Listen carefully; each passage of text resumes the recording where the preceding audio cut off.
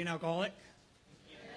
So I just want to thank John and Lori for putting this together because, I remember when I was on drugs. I think I was like 15, and that's all I listened to was rock and roll. Led Zeppelin, Blue Oyster Cult.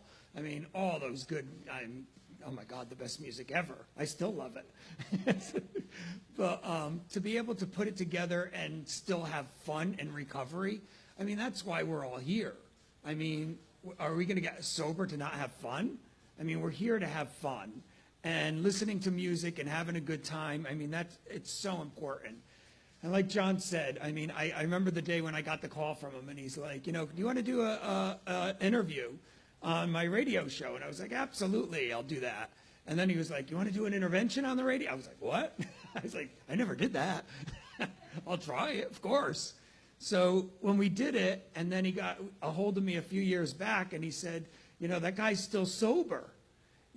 That's the miracle that I feel so honored and privileged to be a part of, because I can't do that by myself. It took John to reach out to say somebody's in dire need of help that family didn't know what to do, right? There she is. She didn't know what to do. I finally got to meet her in person tonight. She didn't know what to do. And yet we were able to help. We were able to do something to help save another life. And if we could save one life, that's what this is all about. I just love it. I said, what do you want me to talk about tonight? He was like, I don't know, recovery. I was like, oh, great, thanks. And then puts me on second. And I just hope I look as good as you do at 73. I was like, recovery did well for you. So, getting involved in this, I got sober in 1989, and I didn't work in the field. I didn't work in the field until I had about 10 years sober.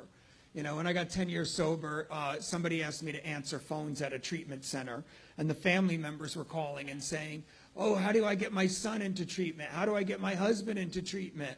And I was like, I don't know. I was like, I could come talk to him.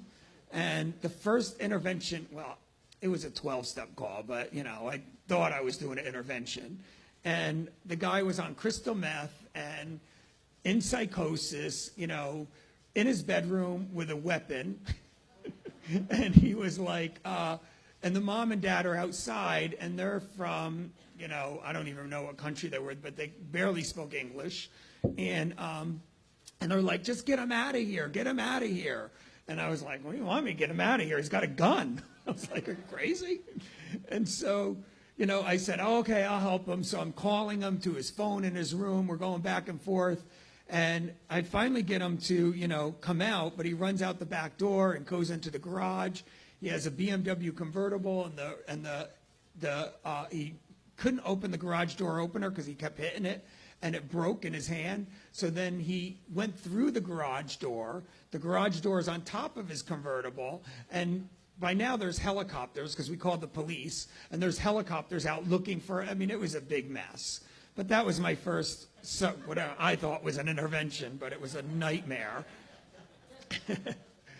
And then as I got to learn more about it, I went back to school. I figured out what real interventions are. I got certified in it. And, and now I just love what I do because I'm able to, and I always thought, like, why can't we do this before the TV show came on? Why can't we do this to help millions of people? Because back then, in 2003 and 4, you said the word intervention, and like you said, it was intrusive. It's like, how dare you come into our house and intervene? And, they didn't even understand it. You had to explain the process to people. But after the show came out, now it's, all over the country, people understand what an intervention, and it's done out of love, respect, and dignity.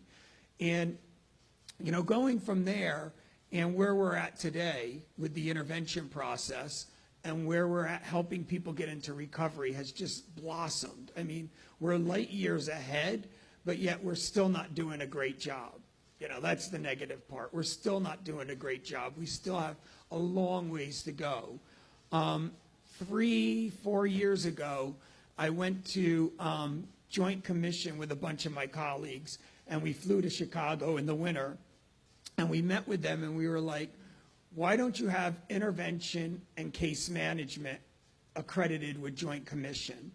And they were like, because it just kept tearing me apart, because families have to pay a lot of money out of pocket. And so that minimizes the amount of people that you could help. You really can't help that many people because they had to pay, because intervention wasn't even known about. So you had to pay out of pocket for that. So we said that and case management, like they follow doctors. Everybody knows the doctor diversion programs, case management, long-term care, following them for that 5 years. I said, so we went to Joint Commission and we said, why don't you have this accredited? And they said, we'd love to do that with you. So it took about 1.5 years to get accredited for, to create the accreditation for intervention and case management. So we were able to do that. And then Tracy Collender was the executive director at the time. She took us and a bunch of our colleagues down to Washington, D.C. to meet with some of the payers and said, hey, we accredited, Joint Commission has accredited case management and intervention now. And they're like, oh, that's great. We love case management. We think that's amazing. You know, they have it for diabetes, they have it for cancer, every other disease. So they're like, yeah, we love case management. And she goes, oh, great, what's your billing code? They didn't like that. They didn't like that idea. So it took them a while to get back to us, but they finally did give us a billing code. So as of March of last year, we were able, working with the payers, working with Joint Commission, we were able to get a billing code, we were able to get accredited, and now we're able to help a lot more people. You know, so if you're a treatment center, you're a person that has a PPO policy, there's a good chance that you have coverage for intervention and case management. So get the word out there, because I think everybody, I mean, the doctor diversion programs have 85% success rate, depending on what state you're in. The pilots program, I think they're 92% success rate. And so what we're missing is, well, the most one that everybody knows is the gun to the head, their licensure, right? And the case management. Following up with them on a continuous basis after they leave treatment for 5 years. Now we're getting insurance to pay for that. And the intervention that we're doing is we're creating with the family systems to put that gun to their head. And again, it's not punitive, it's not in a negative tone, it's more about an intervention. I look at it as everybody coming together and creating what's going to be the natural progression of the disease anyway, where's it going to go, and we're going to just gently raise that and respectfully turn it into a reality, but give them the option to pick recovery. So if we get every single person that's in treatment today, how many people is that? I mean, there's 8,000 treatment centers, so there's tens of thousands of people. If we could do an intervention on every one of those, and I look at it as every one of their family systems, because they all need the help. They don't know what they're doing. Intervening on the family systems, getting them to change their behavior to get a different result, and then following them after the treatment and following through that process, we could reach those higher levels of success.